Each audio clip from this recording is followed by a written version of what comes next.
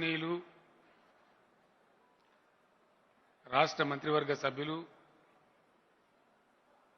రాష్ట్ర పార్టీ కార్యవర్గ సభ్యులు, గౌరవనీయులైన పార్లమెంట్ సభ్యులు,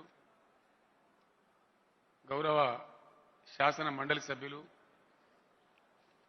గౌరవనీయులైనటువంటి శాసనసభ్యులు, జిల్లాల నుంచి విచ్చేసినటువంటి జిల్లా పార్టీ అధ్యక్షులు, జిల్లా పరిషత్ చైర్మన్లు, రాష్ట్ర స్థాయి కార్పొరేషన్ల చైర్మన్లు, డీసీసీబీ డీసీఎంఎస్ అధ్యక్షులు, జిల్లా రైతు బంధు సమితి అధ్యక్షులు, ఈనాటి ఈ విస్తృత సమావేశానికి విచ్చేసినటువంటి వివిధ స్థాయిల పార్టీ ప్రతినిధులందరికీ కూడా హృదయపూర్వకమైనటువంటి నమస్కారాలు.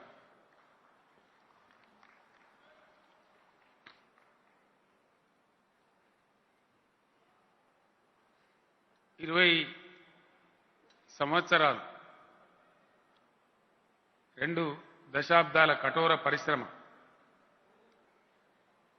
నేడు 21వ సంవత్సరం పూర్తి చేసుకొని 22వ సంవత్సరంలోకి టీఆర్ఎస్ పార్టీ అడుగెడుతున్నటువంటి శుభ సందర్భంలో మీ అందరికీ కూడా పేరు పేరున ప్రతి ఒక్కరికి హృదయపూర్వకమైనటువంటి అభినందనలు.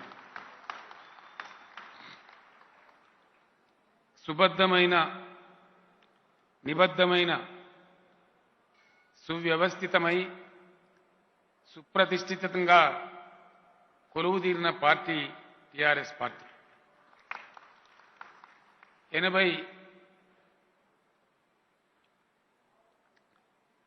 80% మంది పరిపాలనలో భాగస్వాములుగా ఉన్న ప్రజాప్రతినిధులతో, 60 లక్షల మంది పార్టీ సభ్యులతో,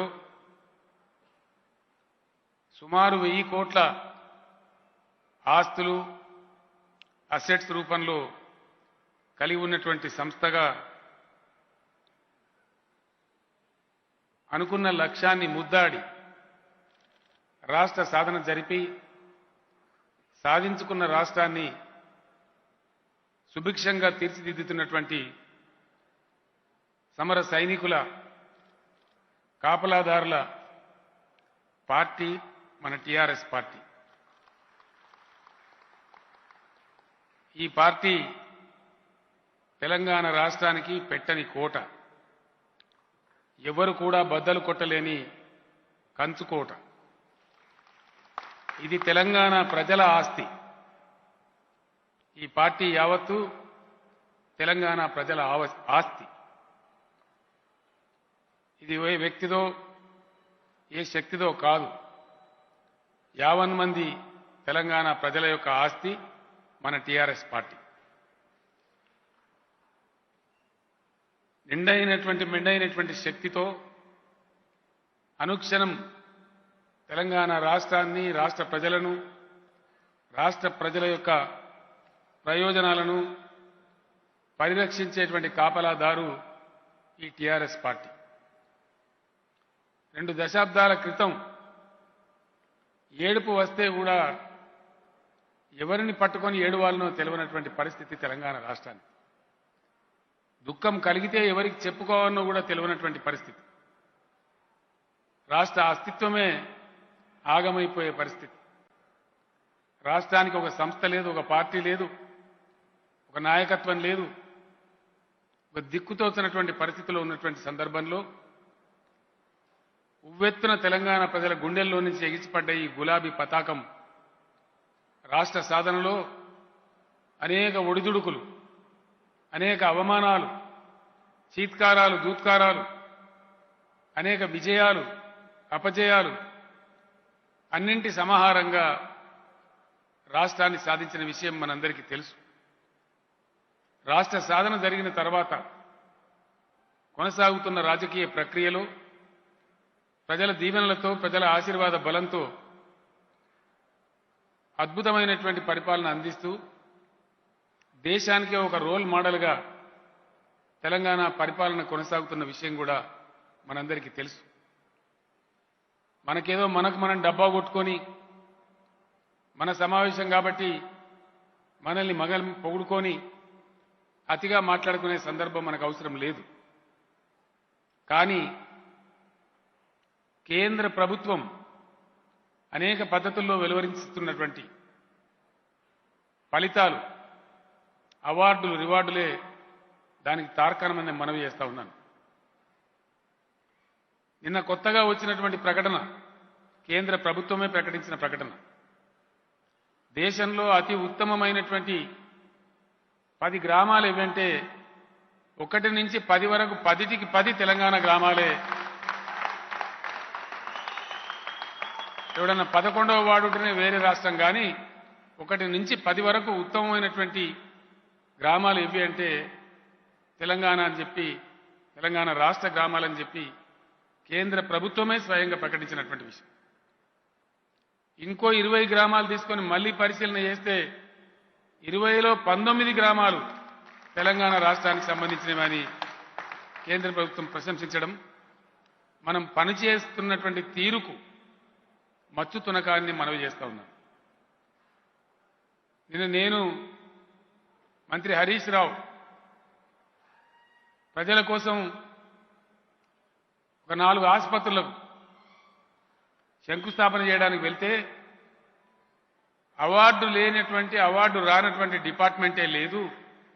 ప్రతి డిపార్ట్మెంట్ కూడా మనకు తెలంగాణ రాష్ట్రానికి అవార్డులు వస్తున్నాయని చెప్పి అక్కడ చర్చ సందర్భంగా మాటల్లో వచ్చిన విషయం. అంటే ఒక నిబద్ధమైన పద్ధతిలో, పూర్తి అవినీతి రహితంగా, పట్టుదలతో, లక్ష్యశుద్ధితో, చిత్తశుద్ధితో, సందర్భశుద్ధితో కార్యాచరణ గావిస్తున్నాం. కాబట్టి పెద్దలు కేశవరావు గారు వారి తొలి పలుకులలో చెప్పిన విధంగా ఒకనాడు కరువు కాటకాలం ఆలవాలమైనటువంటి తెలంగాణ నేడు జల భాండాగారంగా రూపుదిద్దుకున్నది, ఇంకా రూపుదిద్దుకోబోతూ ఉన్నది. Kaleshwaram multi stage lift irrigation scheme ప్రపంచంలోనే అతిపెద్ద లిఫ్ట్ ఇరిగేషన్ స్కీమ్ అని చెప్పి అంతర్జాతీయ ఛానళ్లు కూడా కథనాలు వెలువరిస్తూ ఉన్నాయి. పాలమూరు రంగారెడ్డి, సీతారామ, ఆ 2 ప్రాజెక్టులు మనం పరిపూర్తి చేసుకుంటే అద్భుతమైనటువంటి నలు చెరుగుల అద్భుతమైన పసిడి పంటలతోని అలరారే తెలంగాణ త్వరలోనే సాకారం కాబోతూ ఉన్నదని ఈ సందర్భంగా నేను మీ అందరికీ కూడా మనవి చేస్తూ ఉన్నాను.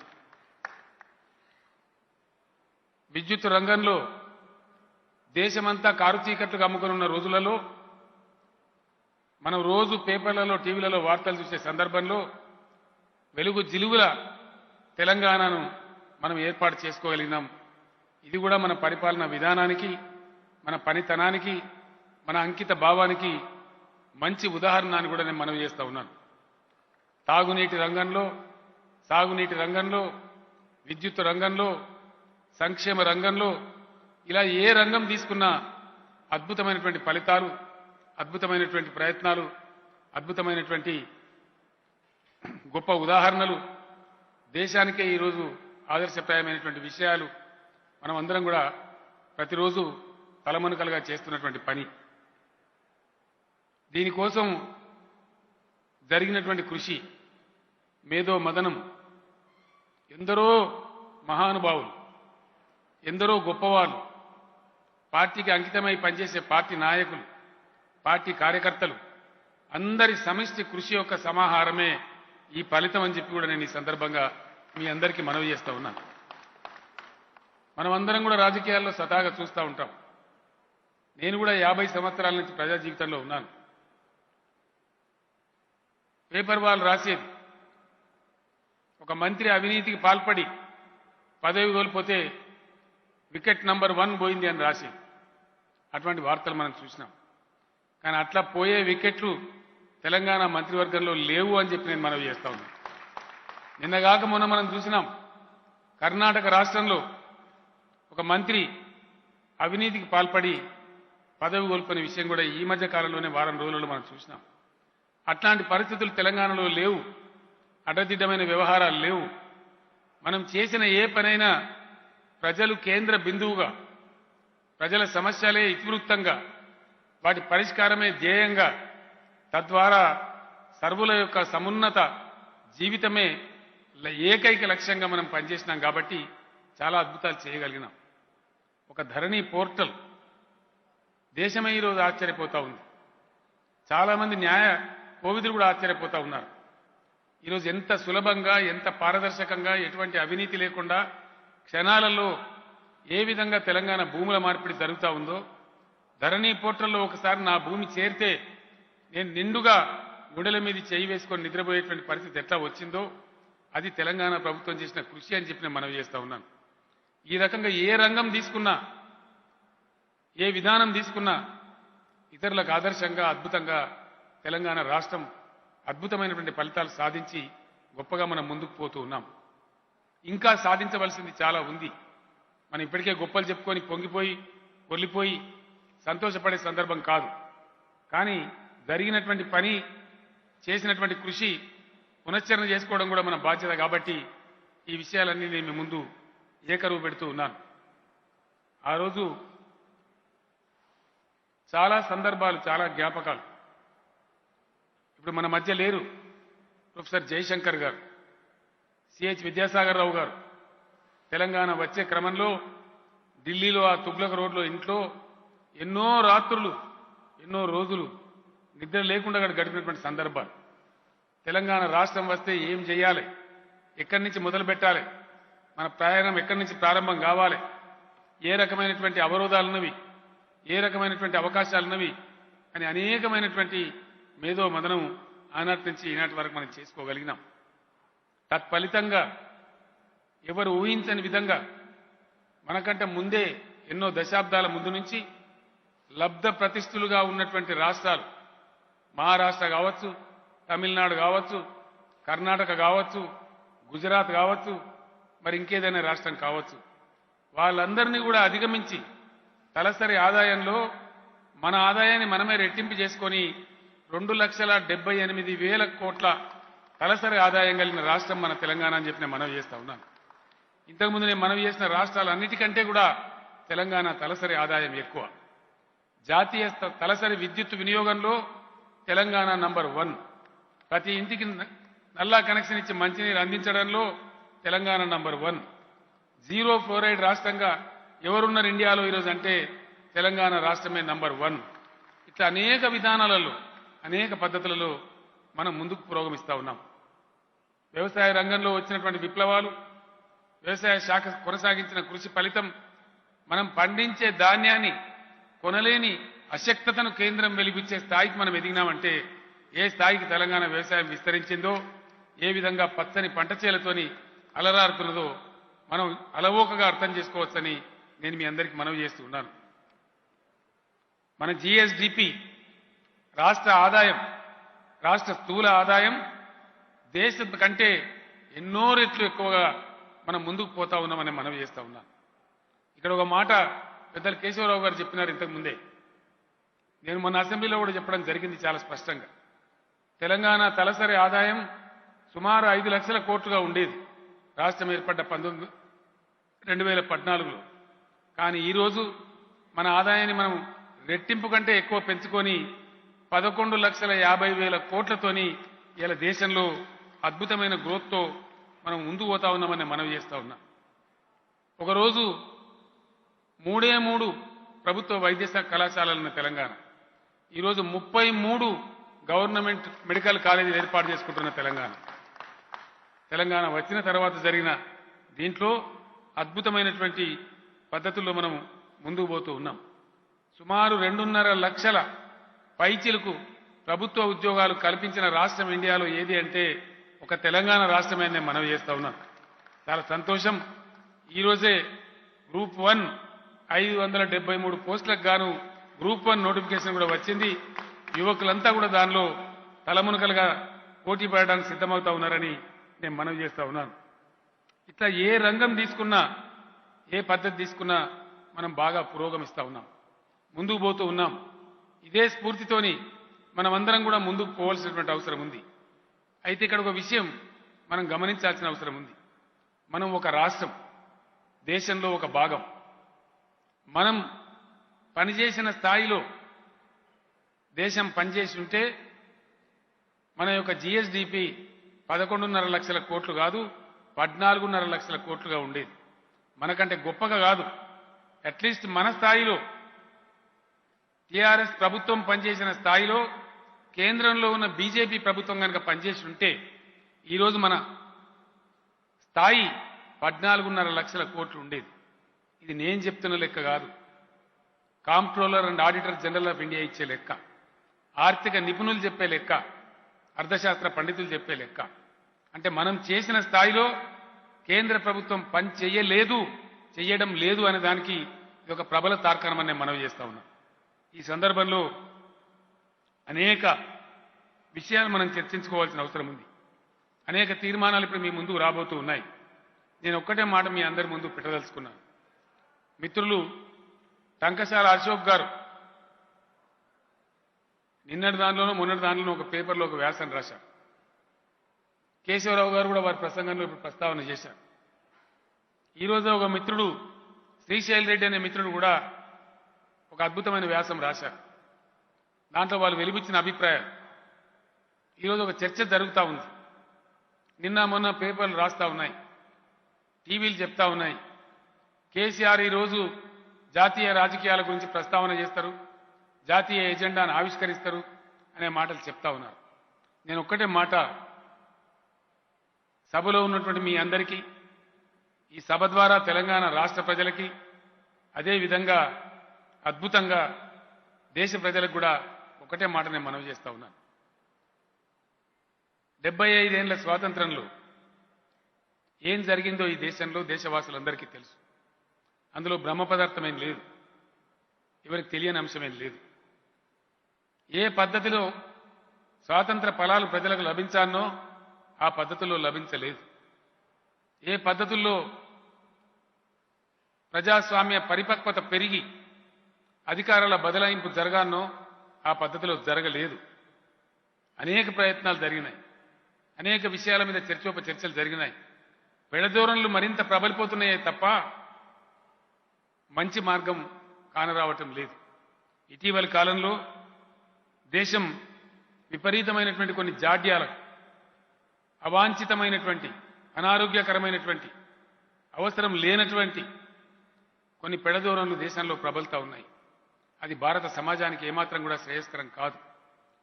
భారత సమాజం సహనం, శాంతికి ఆలవాలమైన సమాజం, సమాజంలో ఉన్న ప్రతి ఒక్కరిని ఆదరించేటువంటి సమాజం. ఇంత అద్భుతమైన ఈ దేశంలో కొన్ని దుర్మార్గమైనటువంటి విధానాలు, సంకుచితమైనటువంటి విధానాలు, ఇరుకైనటువంటి విధానాలు దేశ ఉనికినే ప్రశ్నించే స్థాయికి, దేశ గరిమకు గొడ్డలి పెట్టుల అశనిపాతంలా దాపురించే స్థాయికి పోతున్నటువంటి విషయం మనం గమనిస్తూ ఉన్నాం. మరి ఈ సందర్భంలో ఒక రాజకీయ పార్టీగా, ఒక రాష్ట్రంగా మనం ఏం చేయాలి, మన కర్తవ్యం ఏమిటి, ఏ రకమైన పద్ధతుల్లో మన ప్రవర్తన ఉండాలి, మన ఆలోచన ధోరణి ఏ విధంగా ఉండాలి, ఏ విధమైన పాత్ర పోషణ మనం చేయాలని చెప్పి మనం డెఫినెట్గా నిర్ణయం తీసుకోవాల్సిన అవసరం ఉంటుంది. తీసుకున్న నిర్ణయాన్ని అమలు చేసి ఈ దేశ అభ్యున్నతి కోసం యథాశక్తి, శక్తి వంచన లేకుండా కృషి చేయవలసిన అవసరం కూడా ఉంటుందని సందర్భంగా నేను మనవి చేస్తా ఉన్నాను. దేశంలో కొన్ని విషయాలు చాలా మందికి తెలియవు. ఎందుకంటే రాజకీయాలలో మనకు నేర్పబడ్డది అంతే, మనకు చెప్పబడ్డది అంతే, మనకు తప్పు లేదు, మనకు తెలిసిందే అంత. కాబట్టి దాని చుట్టే మన ఆలోచనలు ఉన్నాయి. చదువుకున్న వాళ్ళుగా ఉన్నటువంటి వ్యక్తులకు కూడా చాలా విషయాలు దూరంలోనే ఉంచబడ్డాయి. వాళ్ళ పరిశీలనకు, వాళ్ళ అవగాహనకు ఆ విషయాలు తేబడలేదు. నేను ఒక్కటే ఒక విషయం మీకు మనవి చేస్తా. ఈరోజు దేశంలో స్థాపిత విద్యుత్ శక్తి సామర్థ్యం, installed power capacity of India ఈ రోజే లెక్క పెడితే 4,01,035 మెగావాట్ల విద్యుత్ శక్తి మన దేశంలో అందుబాటులో ఉంది. ప్రపంచం మొత్తం, ఆధునిక సమాజం మొత్తం అభివృద్ధికి సంకేతాలుగా, ప్రగతికి నిదర్శనాలుగా భావించేటువంటి పారామీటర్స్లో తలసరి విద్యుత్ వినియోగం ఏ దేశంలో ఎక్కువ, ఏ దేశంలో ఏ రాష్ట్రంలో ఎక్కువ అని ప్రప్రథమంగా కొలిసే కొలమానం విద్యుత్ శక్తి. అటువంటి విద్యుత్ శక్తి దేశంలో 4135 మెగావాట్లు అందుబాటులో ఉన్నా దాన్ని వినియోగించలేని అశక్త పరిస్థితిలో ఉంది భారతదేశం. నేను చెప్తే మీరు నమ్మరు. 4 లక్షల మెగావాట్ల విద్యుత్ శక్తి దేశంలో ఉంటే భారతదేశం ఏ ఒక్క రోజు కూడా 2 లక్షల మించి విద్యుత్ శక్తి వాడడం లేదు. మనమందరం చూస్తూ ఉన్నాం పేపర్లలో. ప్రధానమంత్రి గారు ప్రాతినిధ్యం వహించే గుజరాత్లో కూడా భరించలేనటువంటి కరెంటు కోతలు, ఎండిపోతున్న పంట పొలాలు, రైతుల యొక్క రాస్తా రోకోలు. మన చుట్టూ ఉన్న రాష్ట్రాలు, మనకు బార్డర్గా ఉన్నటువంటి రాష్ట్రాలు, అది కర్ణాటక కావచ్చు, మహారాష్ట్ర కావచ్చు, ఛత్తీస్గఢ్ కావచ్చు, చివరికి ఆంధ్రప్రదేశ్ కావచ్చు, కోతలు లేని రాష్ట్రమే లేదు. ప్రకటిత కోతలు, అప్రకటిత కోతలు. ఇబ్బందులు పడని ప్రజలే లేరు. చుట్టూ అంధకారం ఉంటే ఒక మణిదీపంలాగా వెలుగుతున్నది నా తెలంగాణ అని చెప్పి నేను గర్వంగా మనవి చేస్తా ఉన్నాను. 7 ఏళ్ల క్రితం మనం కూడా అంధకారమే, మనకు కూడా భరించరాని కరెంటు కోతలే. మరి మనం ఏం చేసినాం? ఎట్లా వెలుగు జిలుగుల తెలంగాణ తయారైంది? 24 గంటల కరెంట్ ఇచ్చే తెలంగాణ ఎట్లా తయారైంది? ఇదే పని భారతదేశంలో ఎందుకు జరగలేదు అని చెప్పి నేను ప్రశ్నిస్తా ఉన్నాను, మనవి చేస్తా ఉన్నాను. అందుకే నేను అన్నది, తెలంగాణ పర్ఫామ్ చేసిన స్థాయిలో, తెలంగాణ పనిచేసిన పద్ధతిలో దేశం పని చేయడం లేదు. చేసి ఉంటే ఇలా దేశంలో కూడా డెఫినెట్గా 24 గంటల కరెంటు కశ్మీర్ నుంచి కన్యాకుమారి వరకు, ముంబై నుంచి కోల్కతా వరకు లభించి ఉండేది. ఎస్, దేశంలో కరెంటు లేకనా? ఏమి దౌర్భాగ్యం? ఎందుకు ప్రజలు చీకట్లో మగ్గాల? ఇది భారతీయుల కర్మనా, వారి ప్రాప్త్యా? దీనికి సమాధానం చెప్పేవారు ఎవరు? ఈ విషయాన్ని నేను మీ ముందు చెప్పడం కాదు, దేశంలో ఉన్న మొత్తం ముఖ్యమంత్రుల సమక్షంలో, కేంద్ర కేబినెట్ సమక్షంలో, కేంద్ర అధికారుల సమక్షంలో, సాక్షాత్తు ప్రధానమంత్రి అధ్యక్షత వహించిన నీతి ఆయోగ్ మీటింగులలో కుండ బద్దలు కొట్టి చెప్పినని చెప్పి నేను మనవి చేస్తా ఉన్నా. ఈ దుస్థితి మంచిది కాదండి, ఈ వైపు మీరు పనిచేయండి, మేము కొంత విజయం సాధించాం, మీరు కూడా ఆ మార్గంలో చేయండి అని చెప్పినాం. కానీ లాభం లేదు. అదేవిధంగా ప్రకృతి లేదా భగవంతుడు ప్రసాదించిన మరొక గొప్ప వరం భారతదేశానికి. ఈ దేశంలో సజీవంగా ప్రవహించేటువంటి నదులలో ఉన్నటువంటి నీటి లభ్యత 65,000 టీఎంసీ. ఇంకా ఒక 4-5 టీఎంసీల నీటి లెక్కలు తేలాల్సి ఉంది. టిబెట్ నుంచి వచ్చే నీళ్లు ఇంకా లెక్కలు తేలలేదు, అంతర్జాతీయ గొడవలలో ఉంది. ఆల్రెడీ లెక్కించబడి నిర్ణయించబడి భారతదేశం జరిగించుకున్న కేటాయింపులు 65,000 టీఎంసీ. ఇప్పటి వరకు కట్టినటువంటి ప్రాజెక్టులు, జరిగినటువంటి ప్రయత్నాలలో 29,000 టీఎంసీలు లేదా 30,000 టీఎంసీలకు లోపే దేశం వాడుకుంటూ ఉన్నది. కానీ ఎక్కడ చూసినా దేశంలో నీటి యుద్ధాలు. ఇది బుర్ర ఉండా, బుర్ర లేకనా? తెలివి ఉండా, తెలివి లేకనా? శక్తి సామర్థ్యం ఉండా లేక అసమర్థతనా? వివేకం ఉండా లేదా అవివేకమా? దీనికి కారణం ఎవరు? ఈ మాట కూడా నేను ప్రధానమంత్రి గారికి చెప్పడం జరిగింది. ఈ మాటను కూడా నేను నీతి ఆయోగ్ మీటింగ్లో కుండ బద్దలు కొట్టి చెప్పడం జరిగింది. 65,000 టీఎంసీల నీరుంది. కావేరీ జలాల కోసం తమిళనాడు, కర్ణాటక యుద్ధం. సింధు సట్లెజ్ నదీ జలాల కోసం రాజస్థాన్, హర్యానా, పంజాబ్లు ప్రతిరోజు యుద్ధం. ఎందుకు? ఏం దౌర్భాగ్యం ఈ దేశానికి? ఎక్కడ ఉన్నది దీని రహస్యం? ఎక్కడ ఉంది? కనీసం తాగునీళ్లకు నోసుకోదా భారతదేశం? తాగునీరు లేదు, సాగునీరు లేదు, కరెంటు లేదు. ఉపన్యాసాలు వింటే మైకులు పలిగిపోతాయి, హోరెత్తుతుంది. వాగ్దానాల హోరు, పనిలో జీరో. ఎక్కడ పని జరగదు. మౌలికమైన వసతులు ఎక్కడ లేవు. తాగుటానికి నీళ్లు లేనటువంటి దుస్థితిలో భారతదేశం ఉండన్నా 65,000 టీఎంసీల నీళ్లు కలిగి ఉండి ఇది ఎవరి అసమర్థత? దేనికి గీటురాయి? లేకపోతే వేరు. కానీ ఉండి కూడా ప్రజలకు అందించలేని దుస్థితి. ఇదిగో పరిష్కరించబడాల్సినవి ఈ సమస్యలు. చర్చ జరగవలసింది వీటి మీద, పరిష్కారాలు కనగొరచవలసింది ఈ సమస్యల మీద. అందుకోసం జరిగేటువంటి ప్రస్థానంలో, ప్రయత్నంలో ఉజ్వలమైనటువంటి ఉద్విగ్నమైన పాత్ర మన రాష్ట్రం పోషించాలి, తప్పకుండా పోషించాలి. మన పాత్ర నిర్వహించాలి. దాన్ని ప్రభావితం చేసే ప్రయత్నం ముమ్మరంగా చేయాలి.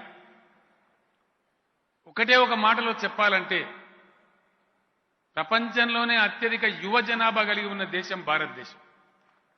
అత్యధిక యువశక్తి ఎక్కడ ఉంది మొత్తం ప్రపంచంలో అంటే ఇండియా. మరి ఏం దరిద్రం? 13 కోట్ల మంది భారతీయులు వారి ప్రతిభా పాఠవాలతో విదేశాలలో ఖర్చు పెడతా ఉన్నారు. భారత పౌరులు అమెరికాలో గ్రీన్ కార్డు దొరికితే అక్కడి నుంచి వాళ్ళు ఫోన్ చేస్తే, నాన్న నా గ్రీన్ కార్డు వచ్చింది, అమ్మ నా గ్రీన్ కార్డు వచ్చిందంటే ఇక్కడ ఇరుగు పొరుగును పిలిచి పార్టీలు చేసుకుంటా ఉన్నారు. ఏమీ దౌర్భాగ్యం? మనకు ఆస్తి లేకనా, భూమి లేకనా, నీరు లేకనా, ఖనిజ సంపద లేకనా, అటవీ సంపద లేకనా, మేధో శక్తి లేకనా? ఎందుకు దేశం ఇట్లా కునారెళ్తా ఉంది? ఎందుకు దేశంలో ఈ దౌర్భాగ్య పరిస్థితులు నెలకొన్నాయి? దీని మీద అందరం కూడా తీవ్రంగా ఆలోచించాల్సిన అవసరం ఉంది. రాజకీయాలలో, ప్రజా జీవితంలో ఉన్నాం కాబట్టి, ప్రజా జీవితంలో పనిచేస్తూ ఉన్నాం కాబట్టి ఈ దుస్థితి దేశానికి ఇట్లే ఉండాన్నా లేదా ఈ దేశం విముక్తి కావాన్నా ఉన్న వసతులను, వనరులను, యువశక్తిని వినియోగించి అద్భుతంగా పురోగమించాలి. ఏమీ లేని సింగపూర్లో ఏమీ లేదు, మన్ను కూడా లేదు. వాళ్ళకి మట్టి కావాలంటే పొరుగు దేశం ఇండోనేషియా నుంచి కొనుక్కుంటారు, మట్టిని షిప్లలో తెచ్చుకుంటారు. మంచినీళ్ళు కూడా వాళ్ళ సొంతానికి లేవు, మలేషియా నుంచి కొనుక్కుంటారు, ట్రీట్మెంట్ చేసి మళ్ళీ మలేషియాకి అమ్ముతారు. వాళ్ళు ఎత్తే ఒక అన్నం ముద్ద కూడా వాళ్ళది కాదు, వాళ్ళు ఎత్తే ఒక కూరగాయ ముక్క కూడా వాళ్ళ దేశంలో పండదు. కానీ సింగపూర్ ఆర్థిక పరిస్థితి ఏంది, మన పరిస్థితి ఏంది? ఆ దేశంలో ఏమీ లేదు, మరి ఎందుకు అంత జాజ్వల్యమానంగా సింగపూర్ ఉంది? అక్కడ ఏమీ లేదు కానీ ఇది ఉన్నది. మన దగ్గర అన్నీ ఉన్నాయి, ఏది లేదు. ఏమీ లేని వాళ్ళ కాడ ఇది ఉండి అన్నీ ఉంటున్నాయి, అన్నీ ఉన్న కాడ ఇది లేక మనం కునారిల్తా ఉన్నాం. ఇది కఠోరమైన వాస్తవం, నిజం, నిప్పులాంటి నిజం, హేతుబద్ధమైనటువంటి వాదం, స్వచ్ఛమైనటువంటి కఠోరమైనటువంటి వాస్తవం. ఒకవేళ కాకపోతే నేను నీతి ఆయోగులకు చెప్తే అప్పుడే ఖండిస్తారు కదా, అక్కడనే మాట్లాడతారు కదా. రాజకీయ రణగొణ ధ్వనిలో, హుంకారాలతో, అహంకారాలతో, ఆడంబరమైన నినాదాలతో, మైకులు పగిలిపోయేటువంటి ఉపన్యాసాలతో 75 సంవత్సరాల జీవితం గడిచింది తప్ప ఆశలు నెరవేరలేదు. దయచేసి మనందరం ఒక మాట అర్థం చేసుకోవాలి. మన ముందే ఇప్పుడే నేను మనవి చేసిన 10 గ్రామాలకు అవార్డులు ఇస్తే 1 నుంచి 10 వరకు తెలంగాణకే వచ్చినాయి. ఎట్లా వచ్చినాయి? నేను మంత్రి దయాకర్ రావు గారిని, వారి డిపార్ట్మెంట్ను మనసు నిండా అభినందిస్తా ఉన్నా, కంగ్రాచులేట్ చేస్తా ఉన్నా. కానీ ఎట్లా వచ్చినాయి? మరి వట్టిగానే వచ్చినాయా? కేసీఆర్ మాట్లాడుతున్నో దయాకర్ రావు చేయుక్తనో జరిగిందా? 1 నుంచి 10 ఇండియాలో 10 ఊర్లకు ప్రైజులు ఇస్తే 10కి 10 ప్రైజులు తెలంగాణకే వస్తాయంటే వట్టిగానే వస్తాయా? ఎట్లా వచ్చినాయి? మనం 2 టర్ములు గెలిచినాం ప్రజల ఆశీర్వాదంతో. మొదటి టర్ములో 5 కోట్ల మొక్కలు పెంచి 50 కోట్ల మొక్కలు పెంచి గ్రామాలకు తీసుకుపోయి ఇచ్చినాం, ప్రతి పట్టణాన్ని తీసుకుపోయి ఇచ్చినాం, ప్రతి జిల్లాకు చెప్పినాం. కానీ పెంచలే, అనుకునే రీతిలో పనులు జరగలే. రెండవసారి గెలిచిన తర్వాత పని జరగాలంటే ఏం చేయాలి అని ఆలోచించి దానికి చట్ట ప్రేరణ ఉండాలి, శాసన ప్రేరణ ఉండాలి, విధులు నిర్లక్ష్యం చేసిన వారికి శిక్ష ఉండాలి, అనే కఠిన నిర్ణయం తీసుకొని నూతన పంచాయతీరాజ్ చట్టాన్ని తెచ్చినాం. 85% మొక్కలు దక్కకపోతే నువ్వు టీఆర్ఎస్ పార్టీ అయినా పర్వాలేదు, నీ సర్పంచ్ పదవి పోతుంది అని చెప్పినాం. నీ ఉద్యోగం పోతుందని గ్రామ సెక్రటరీకి చెప్పినాం. డిపార్ట్మెంట్ అంతా స్ట్రీమ్లైన్ చేసినాం. ప్రతి గ్రామానికి 12,769 గ్రామ పంచాయతీలుంటే 12,769 మంది సెక్రటరీలను నియమించి వాళ్ళకు బాధ్యతలు అప్పగించినాం. పల్లె ప్రగతి అని పేరు పెట్టుకొని సంవత్సరానికి 2-3 సార్లు డ్రైవ్ పెట్టి శాసనసభ్యులు, మంత్రులు ప్రతి వాళ్ళని కూడా ఇన్వాల్వ్ అయ్యి పనిచేస్తే ఈరోజు 10కి 10 గ్రామాలు మనమే ఫస్ట్ వచ్చినాం. ఊరికే రాలే. ఉపన్యాసాలు చెప్తే, ఊకదంపుడు మాటలు చెప్తే, అలవోకగా రాజకీయాలు చేస్తే రావు. ఒళ్ళు వంచాలి, మేధో మదనం చేయాలి, మెదడు కరగదీయాలి, జ్ఞానం ప్రాప్తి చేసుకోవాలి. జ్ఞానం అందరి దగ్గర ఉండదు. బుద్ధి పుట్టంగానే ఎవరికి రాదు. జ్ఞానం ఎక్కడ లభిస్తే అక్కడి నుంచి స్వీకరించాలి. ఆ స్వీకరించేటువంటి గుణం ఉండాలి. అన్ని మనకే తెలుస్తాయని అహంకారం వదిలిపెట్టాలి. తెలిసిన వాళ్ళ నుంచి నేర్చుకునే ప్రయత్నం చేయాలి. అప్పుడే పరిపుష్టంగా పనులు జరుగుతాయి, ఫలితాలు వస్తాయి, ప్రజలకు సంతోషమైనటువంటి జీవితం వస్తుంది. ఆ విధంగా చేయగలిగినాం కాబట్టి తెలంగాణకు 10కి 10 గ్రామాలకు అవార్డులు వచ్చినాయి, పట్టణాలకు అవార్డులు వచ్చినాయి. ఒక రంగంలో కాదు, వైద్య రంగంలో, విద్యా రంగంలో, ప్రతి రంగంలో కూడా అవార్డుల పంట పండుతా ఉన్నది. 100ల కొద్ది అవార్డులు వచ్చినాయి. మనం డంబాచారం కొట్టుకోలే, ఇక్కడ డబ్బా కొట్టుకోలే. కొన్ని 100ల అవార్డులు కేంద్ర ప్రభుత్వమే పార్లమెంటు వేదికగా, పార్లమెంటు సాక్షిగా ప్రకటించి మన సర్పంచులను, మన ప్రజాప్రతినిధులను, మన మంత్రులను, మన అధికారులను పిలిచి అవార్డు ఢిల్లీలో అందజేయడం జరిగింది. వివిధ రాష్ట్రాల వేదికల మీద అందజేయడం జరిగింది. ఆ విధమైనటువంటి కృషి చిత్తశుద్ధితో జరుగుతుంటే ఈ పనులు వచ్చినాయి. ఇప్పుడు దేశానికి ఏం కావాలి? నాకెవరో కలిసినారు, కొన్ని పార్టీల మిత్రులు కలిసినారు. ఒక సందర్భంలో కమ్యూనిస్ట్ పార్టీ పెద్దలు వచ్చినారు, జాతీయ నాయకులు. ఇక్కడ వాళ్ళకి సమావేశం ఉంటే వాళ్ళు వచ్చినారు. ఏమిటంటే ఏం చేస్తున్నారు, మంచి చెడ్డ మాట్లాడుతూ. దేశాన్ని ఇప్పుడు మనం అందరం ఏకం కావాలండి, అందరం ఒకటి కావాలి. దేనికోసమో నేను అడిగి, ఒకటి కావాలి నిజమే, దేనికోసం? బీజేపీ పార్టీని గద్దెదించాలి, అది అందరూ మన లక్ష్యం కావాలి. ఇది చెత్త ఏజెండా, దయచేసి నేను మీ ఎంబడి రానని చెప్పాను. ఎవరినో గద్దె దించడం కోసమో, ఎవరినో గద్దె ఎక్కించడం కోసం జరగాలన్న ప్రయత్నం. గద్దె ఎక్కించాల్సింది భారతదేశ ప్రజలను, పార్టీలను కాదు. రిలీఫ్ రావాల్సింది ప్రజలకు, పార్టీలకు కాదు. ఎంతమంది ప్రధానమంత్రులు రాలేదండి? ఎన్ని కేంద్ర ప్రభుత్వాలు మారలే? మారవలసింది ప్రభుత్వాలు కాదు, మారవలసింది ప్రజల జీవితం, దేశ జీవన స్థితిగతులు, మౌలిక పరిస్థితులు, కనీస ప్రాథమిక అవసరాలు తీర్చేటువంటి మౌలిక సదుపాయాలు, అందరూ తలెత్తుకొని గౌరవంగా ఉండేటువంటి పరిస్థితి. ఒక రాష్ట్రం, నేను పేరు చెప్పకూడదు, చెప్తలేదు, ఒక రాష్ట్రానికి సంబంధించి ఒక అడ్వర్టైజ్మెంట్ వస్తుంది టీవీలో. అందులో మహిళలు మాట్లాడుతూ ఉన్నారు. స్వయం సహాయక సంఘాలు, సెల్ఫ్ హెల్ప్ గ్రూప్స్లో ఉండే మహిళలు మాట్లాడుతూ ఉన్నారు. మేము ఈ మధ్యనే గ్రూపులు పెట్టుకున్నాం, మా లెక్కలు చూడడానికి ఒక అబ్బాయిని పెట్టుకున్నాం. ఈ గ్రూప్ పెట్టుకున్న కాడి నుంచి మాకు కొంత పొదుపు జరుగుతూ ఉంది.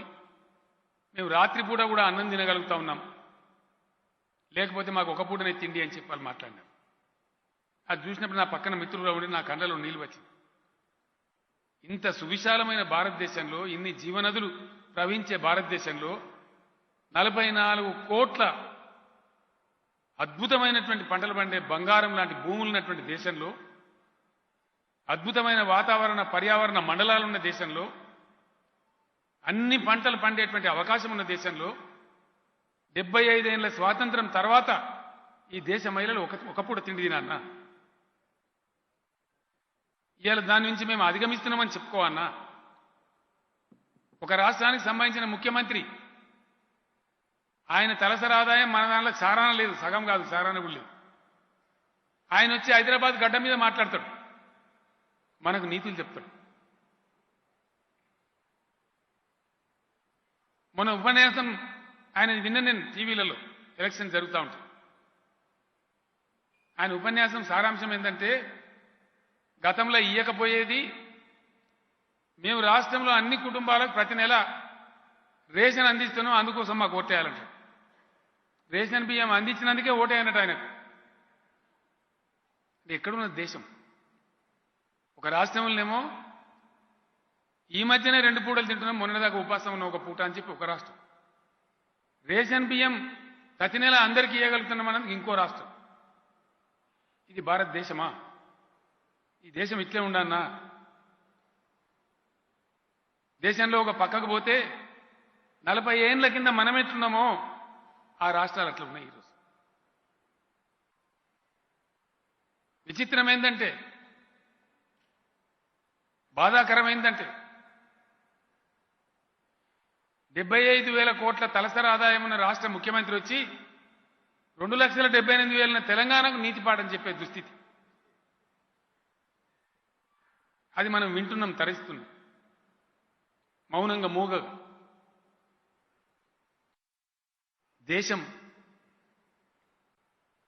ఒక మాట ఆలోచిస్తే బాధ కలుగుతుంది. నిజంగా నిలబెట్టి అడిగితే, నిటారుగా ఆలోచిస్తే, టుడే ఈరోజు మన మనసును మనం ప్రశ్నించుకుంటే మన భారతదేశం లక్ష్యం ఏందండి? ఏ లక్ష్యం దిశగా పోతున్నది భారతదేశం? చెప్పగలుగుతామా మనం ఏమన్నా? మిత్రులు జూలూరు గౌరీశంకర్ గారు కనపడుతున్నారు నాకు. ఈ దేశం ఏ లక్ష్యం వైపు పురోగమిస్తా ఉన్నది?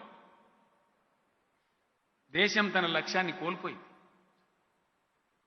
దేశం లక్ష్యం అంటే ఒక వ్యక్తి చెప్పే సిద్ధాంతం కాదు, ఒక పార్టీ ప్రవచించే 4 మాటలు కాదు.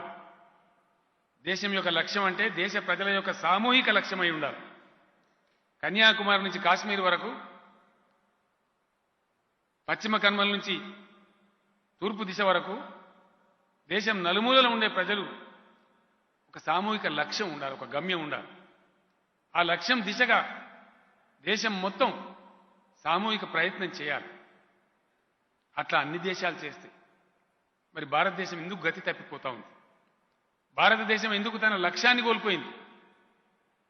లక్ష్యం లేని దిశలో, చీకట్లోకి బాణం కొట్టిన పద్ధతిలో, చీకట్లో గుడ్డెద్దు చేన్లో పడ్డ పద్ధతిలో ఎటుపోతా ఉంది ఈ దేశం?